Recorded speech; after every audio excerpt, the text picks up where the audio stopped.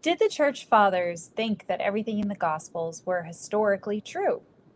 Hi, everybody. My name is Robyn Walsh. I'm a scholar of New Testament and early Christianity and part of Paths in Biblical Studies. It's been a long time no see. It's been a couple of weeks. I actually had to travel to Europe for a conference, and the conference was on the Gospels and authorship. So that's what I've been thinking about the last couple of weeks. And one thing that I knew in the back of my head, but was interesting to encounter again at this conference through the papers and our discussions, is the degree to which the church fathers, and here I'm thinking about people say like Origen, and I might bring in a couple of his passages in this conversation, wrestled with the question of whether or not the canonical gospels were historically reliable. And so for those of you who follow the New Testament, this question is a very, very old one and not new. We question that constantly. And usually scholarship kind of toggles in between, let's call them extremes.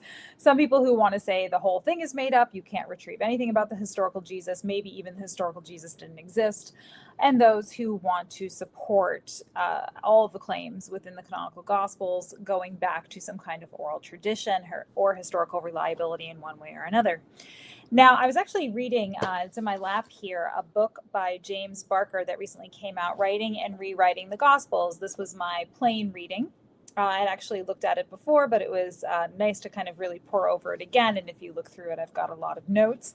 And he was talking about the way that the church fathers wrestled with this particular question. And some of them did indeed have to admit that there were certain kinds of contradictions, not only in the Gospels, but also in Paul as well. But they had to wrestle with some of the contradictions, some of the geographical mistakes, some of the mistakes that you might see with different characters or with different people in places of authority at certain times. And one thing that did stand out to me was Origen's commentary on John. And there were a few passages from book 10 that Barker pulls out, but I was actually looking at another. And this is from book 10, and it's in section 4. And I'm looking at a translation here online. And what Origen says is, so sort of the heading of this is, Scripture contains many contradictions and many statements which are not literally true, but must be read spiritually and mystically. So again, this is something that we still see to this day. And then discussing a couple of examples, when was Jesus in Capernaum, when was he not, and so forth. He comes down to say that really, these are different gospel authors who are going to be basically inspired by the Spirit at different points in time and places. And so, yeah, sometimes Jesus might be sitting in one place and standing in another. But, the nuances of this, like if one interprets it one way and another author interprets it another, no big deal, essentially, right? One that stands out to me that's always interesting is actually between Luke and Matthew, the Sermon on the Mount, which I think the Sermon on the Mount, especially because of the echoes of Moses and the law, has always stayed in our mind, versus Luke, who places the 10 Commandments or the discussion of the law in the plain, so in a field, essentially.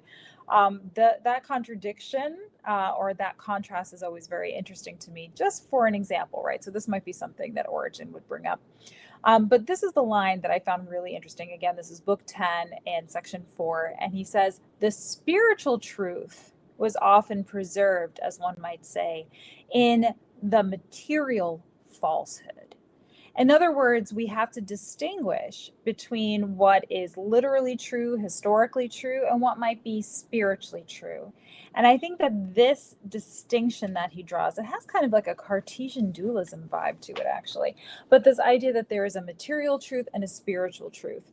It's this kind of dichotomy that I think allowed the church fathers to reconcile some of the conflicts in the Gospels that they would come across in terms of, again, time, place, people, and so forth, locations. Now, I would say that this just demonstrates, and I think if you really kind of peel away the rhetorical aspects of what someone like Origen's saying here, what you're demonstrating is that these gospel writers were authors, and authors had a tendency to insert their own sort of style or interest or meaning into a text. And so that is the essential piece here. And you can come up with various ways to, again, reconcile this. But I think it's nice to go back, and maybe we can pull out a few other examples this month, but to look at what the church fathers say as they start off with these questions, because again, these are questions that they have to bring to bear, not only because these are questions being asked probably by their congregants, being asked by people in conflict with them, who are maybe charging them with, noting, people who are non-Christian, noting some of the issues that they are seeing with the Gospels in terms of historicity.